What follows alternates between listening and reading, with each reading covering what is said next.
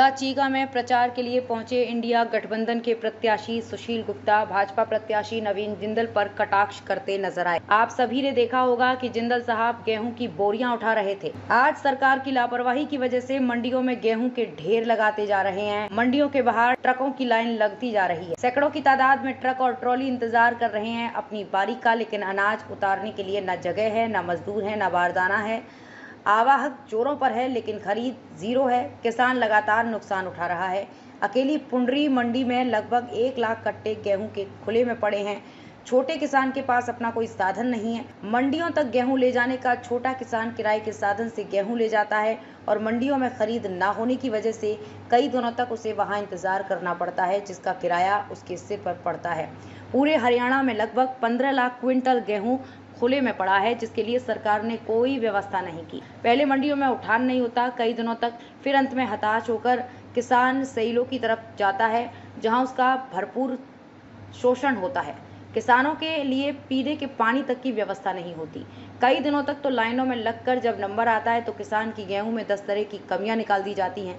कभी कहा जाता है कि क्वालिटी खराब है, कभी कहा जाता है कि नमी ज्यादा है। किसान को औने पौने दाम बोले जाते हैं। जब किसान मना करता है तो उसे गेहूं उठाकर जाने के लिए कहा जाता है। हताश किसान के पास कोई और चारा नहीं बचता और वो अपनी मेहनत से उगाई हुई फसल को औने पौने दामों पर बेचने को मजबूर हो जाता है। किसान कुदरत की मार तो पहले से ही झेल रहा है। सरकार ने भी कोई कसर नहीं छोड़ी किसानों की कमर तोड़ने की। सरकार एक सोची समझी साजिश के तहत उठान धीवा कर रही है। मंडियों में किसानों को तंग कर रही है ताकि किसान साइलों में बेचने को मजबूर हो जाएं और धीरे धीरे मंडियां खत्म हो जाएं। आप जिंदल साहब किसानों के हितैषी बनते हैं, मंडियों में जाकर बोरे उठाते हैं, मजदूरों को अपना भाई कहते हैं, खुद को किसानों का बेटा कहते हैं। नवीन जिंदल स्पष्ट करें कि ये वो किसानों के साथ हैं या किसान विरोधियों के साथ। अगर वे तो किसानों की स्थिति सुधारने के लिए कुछ क्यों नहीं कर रहे।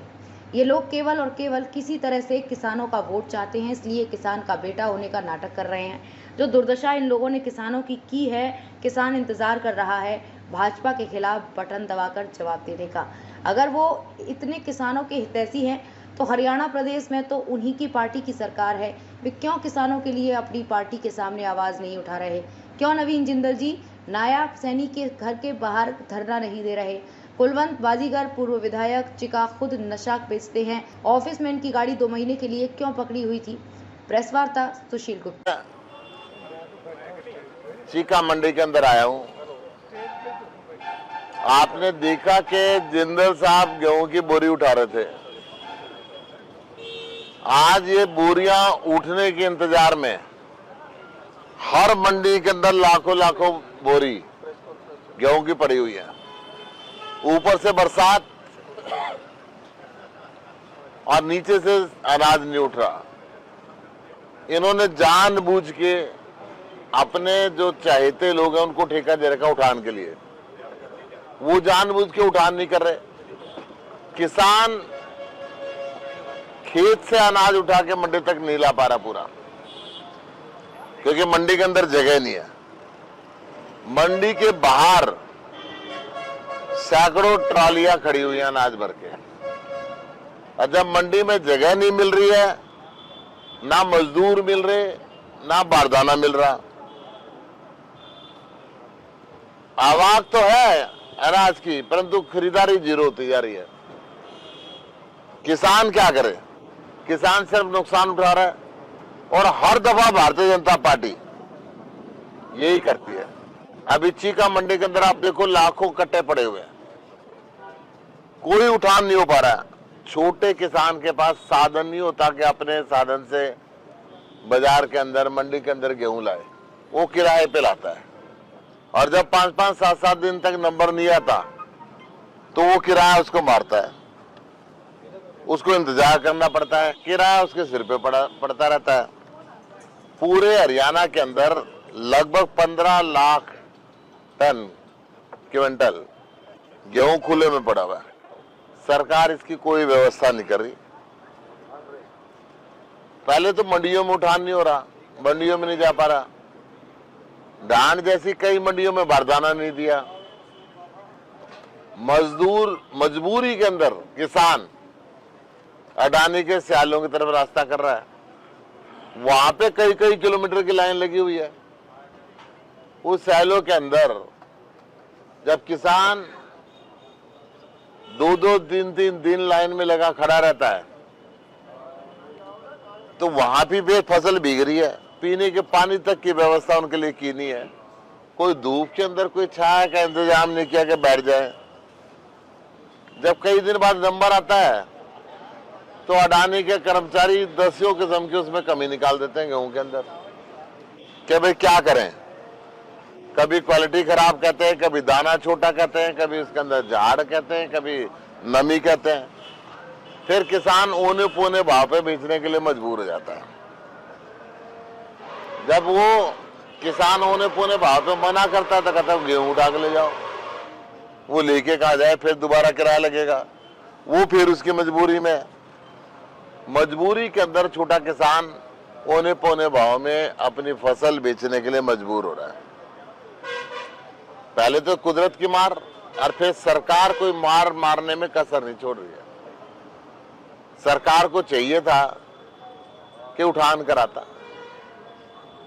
भारतीय जनता पार्टी के कैंडिडेट ने कट्टा तो उठाया, 3 बार गिरा भी, परंतु ट्रक की बात नहीं करी कि कट्टे उठ के यहां से जाएं। पहलेदारी का तो काम करा, परंतु ये नहीं हुआ कि चले जाए कहीं। पहलेदार तो पहले भी बेचारे खाली बैठे हुए हैं, ट्रक का इंतजाम नहीं है। एक सोची समझी चाल के तहत बीजेपी ने पहले मंडी बंद करने की कोशिश की थी, 3 काले कानून लाई थी। सोची समझी चाल के तहत उठान मंदा हो रहा है। सोची समझी चाल के तहत वो चाहते हैं कि मंडियां बंद हो जाएं और बिहार की तरह, बंगाल की तरह, उड़ीसा की तरह फिर ये औने पौने भाव में गेहूं, चावल, सरसों बिके, इनको एमएसपी ना देनी पड़े। जिंदल साहब किसान के देसी बन रहे हैं, मंडियों में जाके बोरे उठा रहे हैं, मजदूरों को अपना भाई कहते हैं, खुद को किसान का बेटा कहते हैं। परंतु मैं ये पूछ रहा हूं, फिर ये किसान विरोधियों के साथ जाके क्यों खड़े हुए जो किसान के लिए 3 काले कानून बनाए, किसान के सिर पे शुभकरण के गोली मारी, किसानों के लाठी मारी। किसान की स्थिति सुधारने के लिए काम क्यों नहीं कर रहे? या वो केवल वोट लेने के लिए किसान का बेटा कह रहा है और किसान की दुश्मन भारतीय जनता पार्टी के साथ जाके खुद खड़ा हो गया है?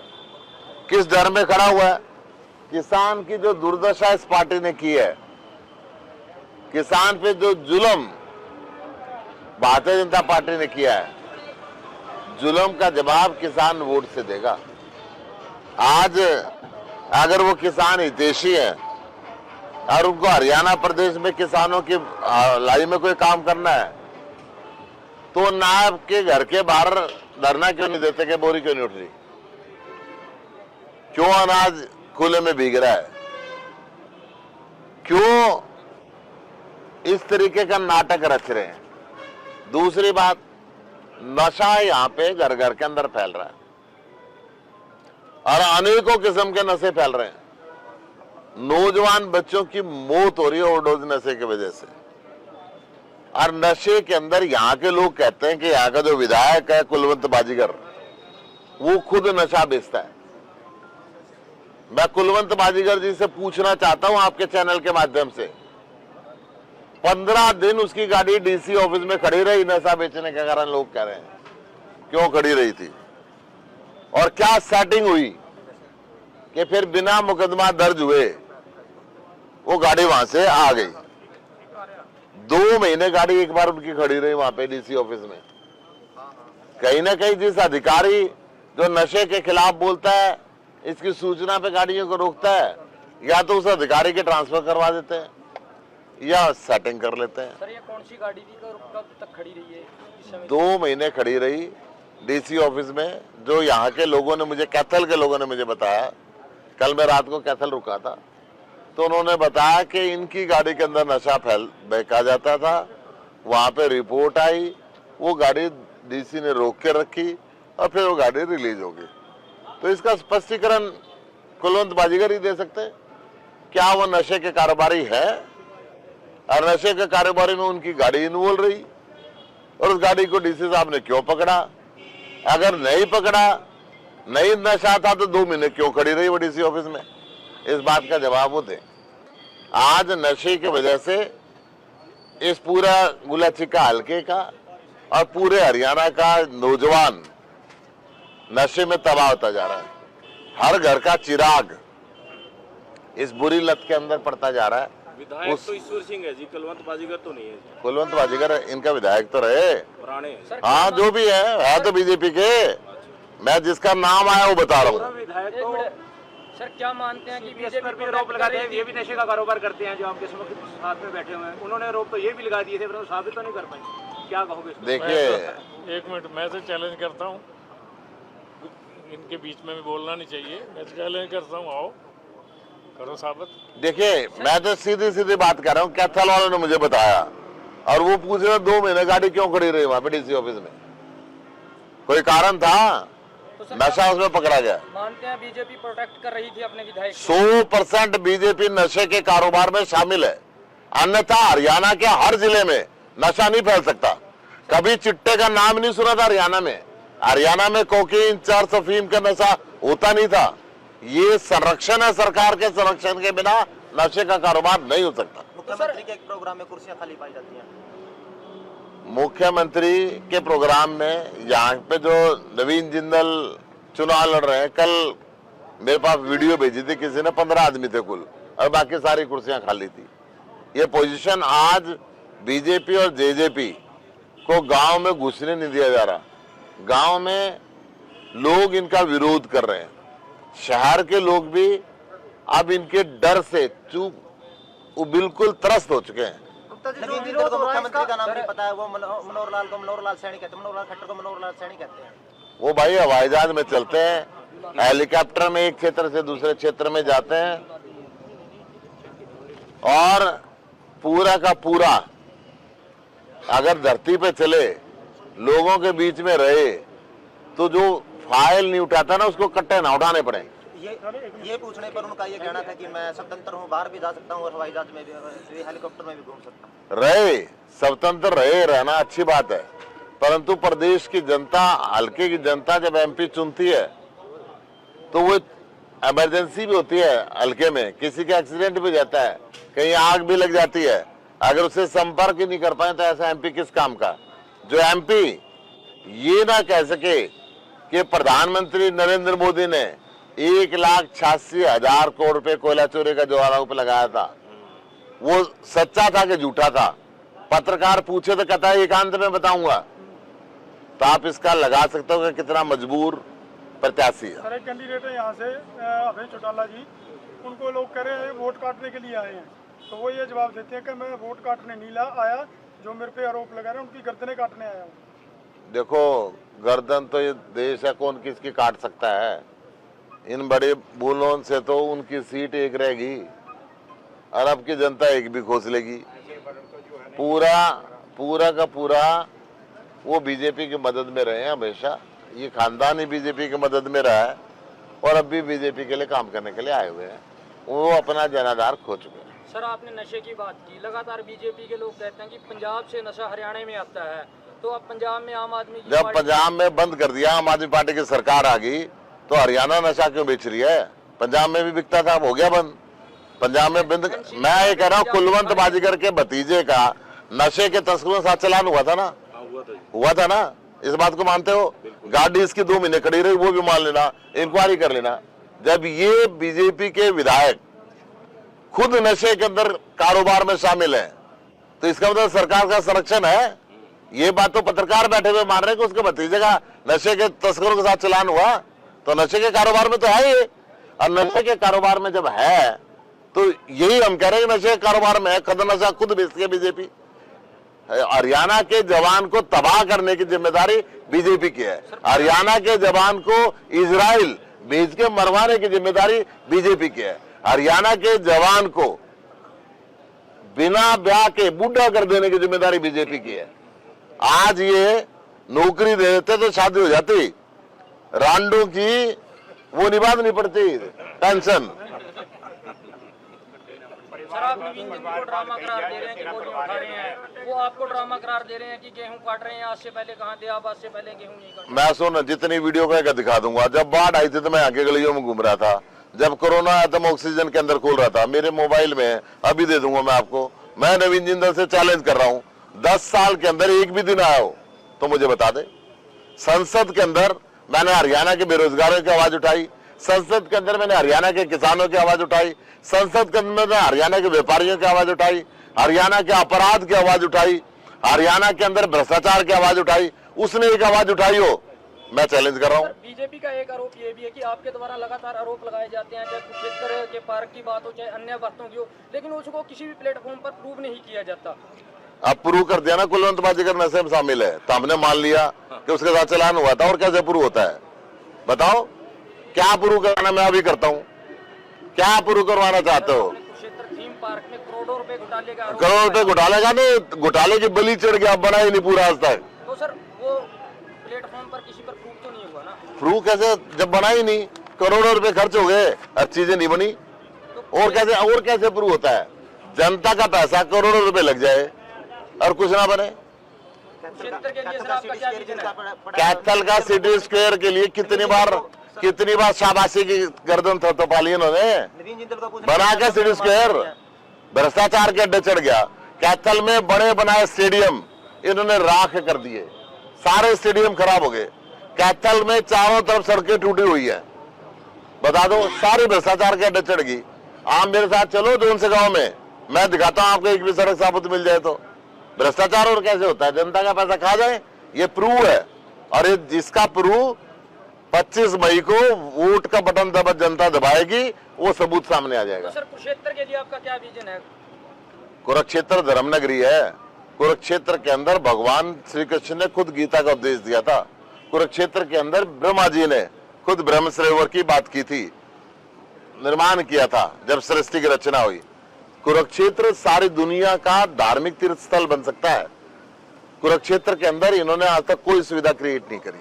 कुरुक्षेत्र का इन्होंने और तो रिंग रोड भी नहीं बनाया। एक छोटी सी जयंती होती है, सारा कुरुक्षेत्र जाम हो जाता है।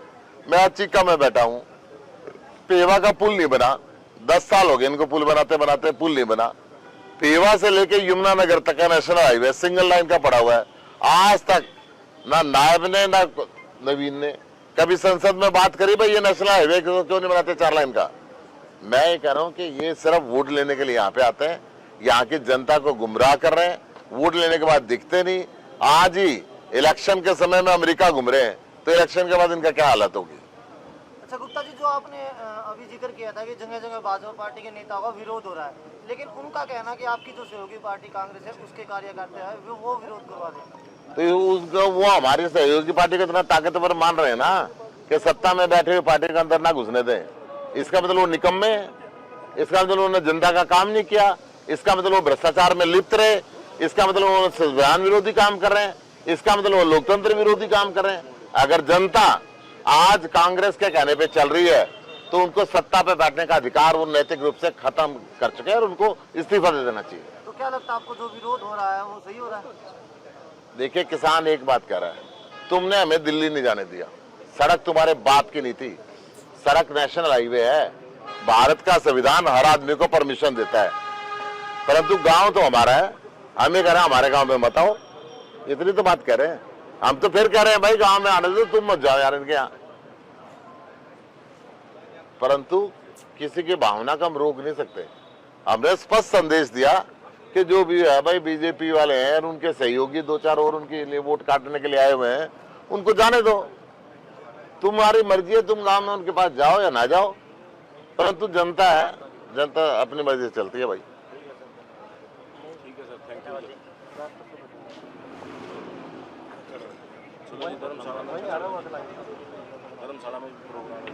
ये हमारे महानुभाव बैठे हैं, मंत्री बैठे, बात तो करो थोड़ी थोड़ी देर। तो दिलू राम जी बैठे हैं, बूटा सिंह जी बैठे हैं, केड़ी से बैठे हैं। आपको इधर आना चाहिए साहब।